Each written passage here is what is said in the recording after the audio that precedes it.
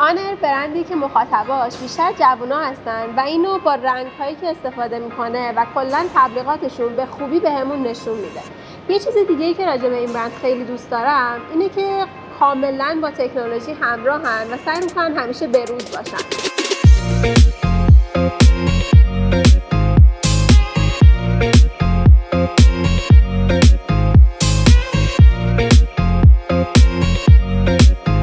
امروز میخوایم براتون آنر 9A که جدیدترین گوشی آنر هستش رو آنباکس کنیم و نظرات اولیه‌مون رو بهتون بدیم. قبل از اینکه بریم سراغ آنباکس کردن این گوشی، ممنون میشم اگه همین الان به کانال ما سابسکرایب کنین، اون زنگ بغلش هم بزنین که هر بار ما ویدیو آپلود میکنیم شما اولین نفر با خبر بشین.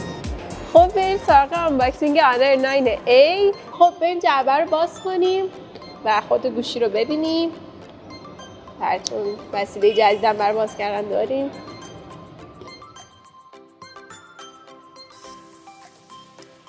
خب بچه‌ها اوکی.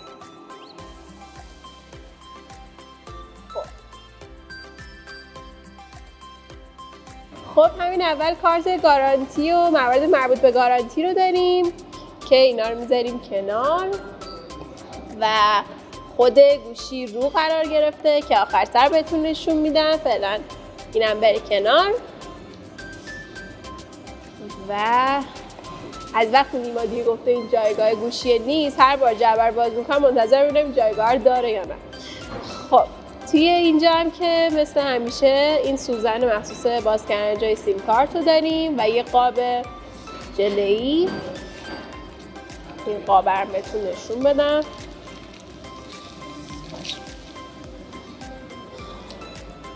قاب ژله‌ای مخصوص به گوشی که اینم حالا میذاریم روش. دفترچه راهنماش به زبان‌های مختلف و همونطور که گفتم این سوزنه که حالا بعداً باهاش کار داریم. خب چیز دیگه ای که توی جعبه هست سیم شارژشه که میکرو یو اس بی و تایپ سی نیست. خودش به نظر من یه نکته منفیه چون الان دیگه اکثر گوشی‌ها تایپ سی هن، ولی خب حالا این میکرو یو اس بیه.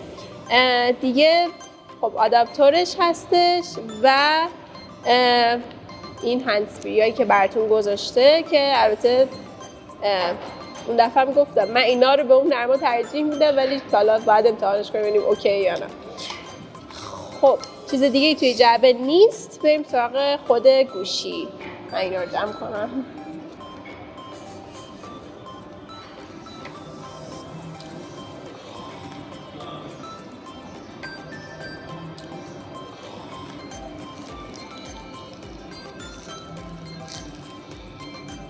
همونطور که گفتم رنگ آیس گرین رو داریم که این گوشی کلاً 3 تا رنگ داره. یکی همین آیس گرینه، یه فانتوم بلوه و یه میدنایت بلک که من به نظرم ما خوش رنگ ترینش رو داریم. حالا البته بعضی فانتوم بلوش هم خیلی دوست دارن که همین رنگی که روی این جعبه هست.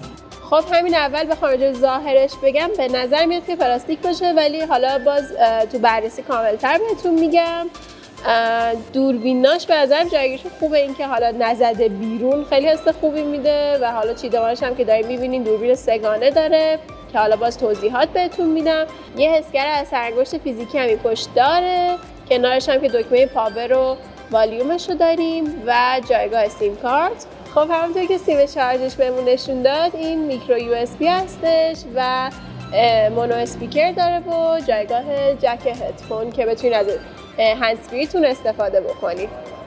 خب گوشی رو روشن کنیم ببینیم که قبل از اینکه حالا تا روشن بشه براتون توضیح راجع به LCDش بدم. این LCD 6.3 اینچه IPS LCD و کیفیت 720 داره که باز خب توی این رده بهتر، یعنی کیفیت بالاتر هم داشتیم ولی خب اینم کیفیت بدی نیست. یه نکته دیگه ای که راجع به این صفحه نوشت توی سایتشون خوندم این بود که گفتن بلو لایت فیلتر داره که از اون آسیبایی که بلو لایت میتونه به چشمتون بزنه جلوگیری میکنه که اگه میخوایم بدونین حالا این بلو لایت و جریان این آسیبایی که به چشممون داره میزنه چیه، برنامه من رو ببینید، لینکش هم براتون میذاریم حتما.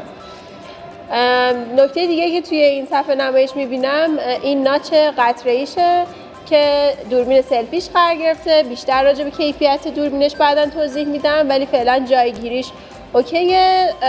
حاشیه پایینش انگار زیاده، ولی حالا باز بیشتر باید کار کرد و دید. حالا من این را بندازم بعد بیشتر براتون توضیح میدم.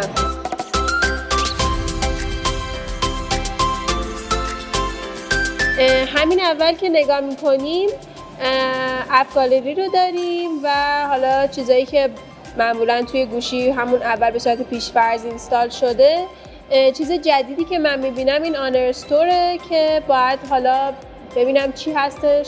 توی بررسی حتما بهتون میگم. الان چون من تا حالا باش کار نکردم نمیدونم چیه.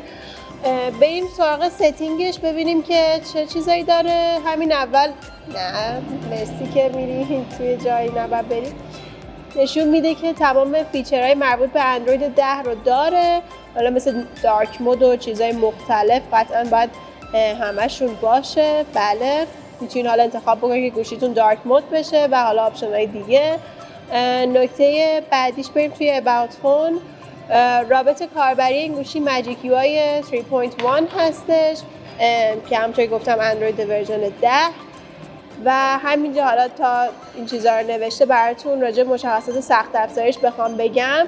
چیپست این گوشی مدیاتک هلیو P22 هستش که برای من خبر خوشحال کننده ای نیست، چون همونطور که توی برنامه امیر احتمالاً دیدین، اگه ندیدین لینکش رو میذاریم واسهتون.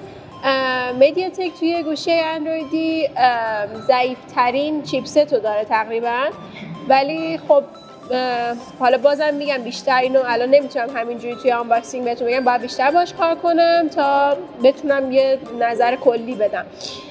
رم این گوشی 3 گیگابایت هستش و حافظه داخلیش 64 گیگه که البته میتونید تا 512 با SD کارت زیادش بکنید.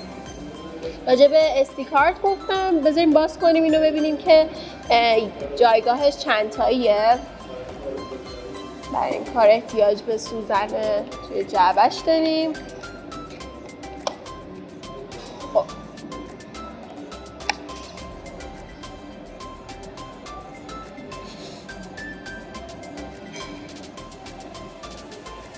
خب جایگاه اگه باز بشه عالیه. خب خبر خوشحال کنندش اینه که جایگاه سیم کارتش با استی کارتش جداست، یعنی شما میتونین هم 2 تا سیم کارت داشته باشین هم یه استی کارت بذارین که فضای داخلیتون افزایش پیدا کنه.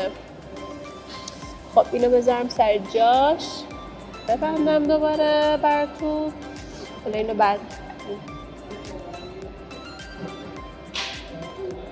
خب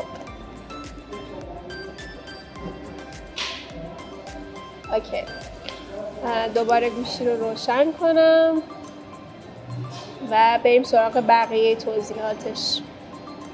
بریم سراغ دوربینش، یه ذره باهاش کار کنیم که البته دوربینم باید خیلی باهاش عکس گرفته بشه که بتونم نظر بدم، ولی حالا همینجوری نظر فعلیمو بخوام بگم اینجا چون رنگش خوشگل تره. یه ذره ببینیم رنگا رو چجوری میگیره. کیفیتی که من این تو دارم میبینم که خیلی خوبی، حتی ممکنه به خاطر LCDش هم باشه، ولی یه ذره انگار نویز داره و اینکه یه ذره طول میکشه تا بگه دارم عکس رو براتون شارپ میکنم. خب بریم سراغ خروجی عکس. به نظر من یه تاری و نویز داره. حالا میگم بازم براتون امتحان میکنم توی بررسی بهتون میگم.